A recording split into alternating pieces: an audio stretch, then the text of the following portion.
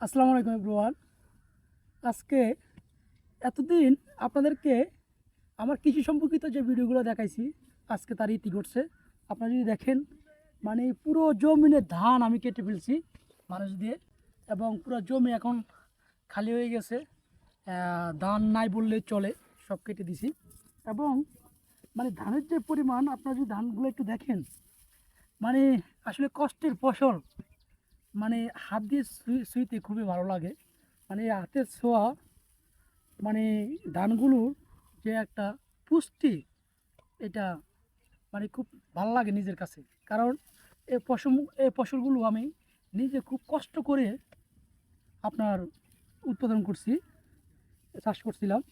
এবং যারা ধান দিয়েছে, আল্লাহর রহমতে বলতে বাধ্য হচ্ছে, অত্র বিলের যত ধান আছে সবার থেকে আমার ধান আলহামদুলিল্লাহ ভালো হয়েছে। মানে 6 মণ প্লাস করা জমিনে ধান পড়বে আমার, এত ভালো হয়েছে। আপনি যদি ধানগুলো দেখেন, কোনো সিটা নাই, আলহামদুলিল্লাহ সম্পূর্ণ ধান এত ভালো হয়েছে। তো আল্লাহ পাকের কাছে লাখো কোটি শুক্রিয়া। আল্লাহ পাক মানে যে পরিমাণ কষ্ট করছি আমি, সে পরিমাণ আল্লাহ পাক আমাকে ফসল দিছে। আল্লাহর কাছে লাখো লাখো শুক্রিয়া, এবং আল্লাহর কাছে কৃতজ্ঞতা জ্ঞাপন করছি আল্লাহ পাক আমাকে এত ভালো ফসল দেওয়ার জন্য। আমরা যদি বিলের অন্য অন্য জমিতে যে ধানগুলো হয়েছে, যে আমাদের এই পাশের জমিটা আমরা যদি দেখি, এই জমিটা এখনও কাটতেছে, এবং ওই যে ওইখানে কিছু মানুষ দেখা যায়, মানে তারা নাস্তা করতেছে ধান কাটার। তো এই জমিতে, আমার পাশের জমি, উনি কিন্তু এই কৃষি জগতে খুবই অভিজ্ঞ, কিন্তু অতটা ভালো ফসল হয়নি।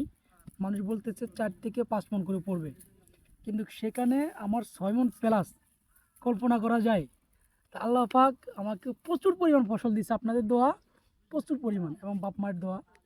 যে পরিমাণ কষ্ট করছি আমি নতুন হিসাবে, আল্লাহ পাক অনেক ফসল দিছে। আপনারা যদি দেখেন, এই যে আমার ধানের ফোজাগুলো নিতেছে মানুষ, যে খৈলান করছি বিলে, এই খৈলানে নিতেছে।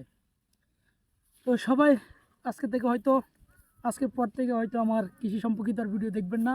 আবার নেক্সট টাইম যখন ইরি পড়বে, তখন আবার এই কৃষি সম্পর্কিত ভিডিওগুলো দিব। এই পর্যন্ত সবাই ভালো থাকবেন, আল্লাহ হাফেজ। এবং আমার জন্য দোয়া করবেন, যাতে করে এই কৃষি ফসলগুলো আরও সুন্দরভাবে উৎপাদন করতে পারি। সবাই ভালো থাকবেন, আল্লাহ হাফেজ।